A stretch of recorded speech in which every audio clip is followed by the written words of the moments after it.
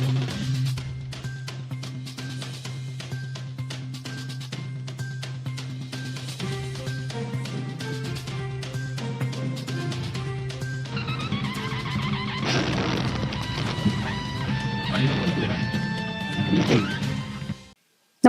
आपण पाहता हिरकणी न्यूज.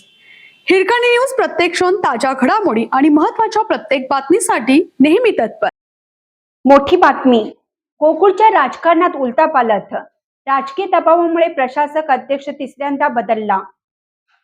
कोल्हापूर जिल्हा दूध उत्पादक संघ अर्थात गोकुळ दूध संघाच्या राजकारणात अधिकाऱ्यांचा फुटबॉल झाला आहे. सातत्याने येणाऱ्या तक्रारी, आरोप प्रत्यारोपातून येणाऱ्या दबावामुळे गोकुळ दूध संघाच्या प्रशासक पदावरच नको अशी भावना अधिकाऱ्यांची होत आहे. शिवाय या नेत्यांच्या मर्जीतील अधिकारी किंवा मर्जीतील नेत्यांचा अधिकार नको अशा अंतर्गत गटबाजीमुळे ही अधिकाऱ्यांची हेळसांड होत आहे. यातून आता गोकुळच्या प्रशासक पदावरील अध्यक्ष तिसऱ्यांदा बदलला आहे.